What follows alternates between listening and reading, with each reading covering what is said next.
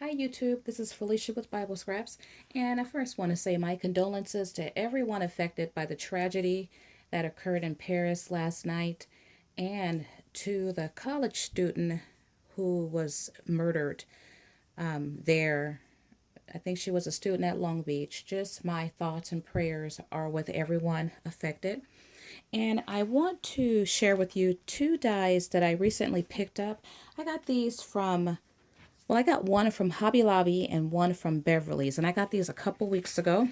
I forget which one came from which store.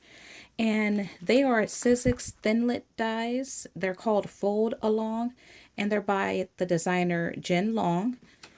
And so each in this set here, and these are both Christmas themed. This is an ornament, this is a Christmas tree. You get 8 dies, and this one you get 6. And so I had never worked with any of these type of dies before. I'm not sure if she has made any besides these. Well, Hobby Lobby did have another one. I don't think it was a Christmas design, but I'll start with the ornament. Let's see. I have to say it was kind of like a love-hate relationship with these dies. They're lovely, but I will point out this, I believe it's supposed to go like this. And I didn't, these were like my prototypes here. Love, hate, because depending on where you fold, because some paper is hard to tell where the fold line is, but when you can see it, it looks like there's 2 fold lines with these end ornaments here. And depending on which fold line you use, that will determine if you are able to get a closure with no gap in the center. I think maybe this one. Okay, I didn't finish folding that one. I think I threw my other ones out. When you fold them, it leaves a wide gap, and I didn't like that. But anyway, it's not difficult to use. You just have to pay attention to that. But I'll show you the one that I did make. And you can't tell, this is gold paper. It may look brown on camera, but it sits like that. And with this one, I was able to achieve basically no gap there. And you open it like this, and that's how the inside looks. Now, these are meant, at least on the front, you can see they stand up. So I have them standing here, and they just naturally stand. You need not do anything to it, which is really cool because it offers a way to display the cards. And I like that. Now, so this is how the front looks, and this is how the back looks. This inside, and I cut this one totally wrong because I'm looking at it. This gap is too wide here. I don't know what I did, but this inside here pops out. Look at this one. I hadn't popped. Sometimes it just pops out by itself depending on what kind of paper I use, but this inside here just comes out. Okay, so this one is called I'll get the name in a second because I don't see it, but it's an ornament and it's really cute. Now I used foiling there and there, and let me show you the dies you get. You get this huge die here. I mean, it's a nice size die, and then you get this inside or this ornament die here, and then you get some smaller dies. Now I have to say, I thought about returning mine, but these stores are out of town, so I'm kind of left with keeping them. I like them now. I'm not going to return them, but there is a feature I like about this set, and I'll show that to you in a second. So you get this Noel die, which is what I used here.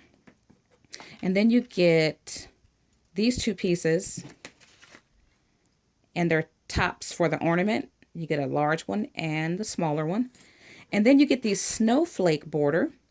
And then you get these 2 pieces here. And you know what? I don't know what these pieces are for. I really didn't pay attention to it. But I want to show you how I use these 3 here. Okay, so Paper Tray Ink, they have a pin up die and stamp set that I was so close to ordering, only because they have a die that you can use for your clothespins. And so this is what I had in mind when I saw these two dies. And I used them to embellish these two smaller clothespins. As a matter of fact, the smaller one fits this size like perfect. You might have a little bit, depending on how you lay yours down, and you could just take your scissors and clip off the excess if you have that, but they fit. Oh, it's in a garbage can. I have to get it. They the die size matches it perfectly. Now this one matches it perfectly too. It's just longer. So, and this is how a die cut piece looks. So you could still use the long one and once again cut the excess off. Now let me show you both sides. That's one side. I just use the same paper here. So that's one side and this is the other side. So that was really cool. Now the snowflake, I just took that, ran it through my die cutting machine with double stick adhesive. And this is a snowflake border. And I embellished this clothespin with a snowflake border. Now I could have painted that first, added paper, whatever, but I just wanted to see how it looks. And so that's how I plan on using these accessory dies. I have to figure out how to use it here. But this is the ornament die.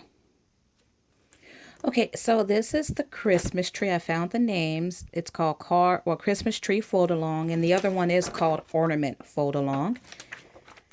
And I made an envelope for this one, and I used Velcro, and I made 2 cards. And I used my We Are Memory Keepers, the newer one, to make that card. And I used tilde paper for this card here. So it says Merry Christmas. I used more foiling. And open it up. And that's how the inside looks. I love this tilde paper. I'm not sure if that was Sweet Christmas or what, but really pretty. And once again, this type of card stands up too. Now it looks lopsided. I do have fabric underneath, perhaps that's why, but it's not supposed to tilt like that. And this is how the back looks. Super duper cute. And I made another card. This one here. And once again, used foiling. And on this card, a little bit different because I created this shaker in the center. And I used, I forget what this is called. I used texture gems, but you could use liquid pearls too. They're very similar. I got this from Michael's. You get 3 in a pack. And I like how this one turned out. And this paper was from DCW and it's a non-Christmas paper. It has lips on it actually. But I thought it was cute. And this is how the back looks. Now for this card, because I use double cardstock, I wanted it to, and now it doesn't want to close. I wanted the flaps to stay closed, and so I added Velcro there. You can hear it. So really cute. Now let me show you the dies that you get with this one. And I think with this one you get 6 dies. You got 8 in the other. So you get the larger die. This makes your card. And then you get the Christmas tree. Some ornaments there, and I think I didn't use any ornaments. I did cut them out, but I didn't use it. And this is the die here that makes the Merry Christmas here. Looks a little messy there, but it's actually a die cut of a tree, and then it has Merry Christmas embedded in it. And then you get a couple small dies. You get your star here. And then I don't think I used that one there, but I did use the star. Okay, maybe it fell off, or maybe I didn't use it. You would put it right there. So once again, that's how this one closes. And this is how the back looks. I love that shaker. I made a shaker for the ornament, but It didn't turn out right. It turned out right, but the shaker, I have to use it on one of the end ornaments when I wanted to use it for the center. Okay, so just some notes when using these dies. I used a 12 by 12, a 12 by 6 inch cardstock and just folded it in half. I know it's uneven up here, but you take your die, and with the ornament die, you want to use this side here and line it up like this when you cut it. And I sent mine through my die cutting machine a couple times because I'm using thicker cardstock and double layer. And so you send it through, and then you will get something that looks like this. And you can't see the fold lines, but it almost looks like I said this earlier, that well, actually right here where you fold, it looks like there's two lines on each side, and depending on which line, which score line you use, that will determine how close or how much of a gap you have right there. Now, what I did for these, for the end designs, you see the circle on top, that little hole? I used my scoreboard and I just lined up the middle of the of this circle here, and that's where I score it down. Because once again, depending on what kind of paper you use, you may not see your crease. And for the tree, did the same thing. There's a hole on the star, or in the star, and I just made my score line right down the center. Now my tree has a little bit of a gap on the inside, and I don't know why, but it still came out cute.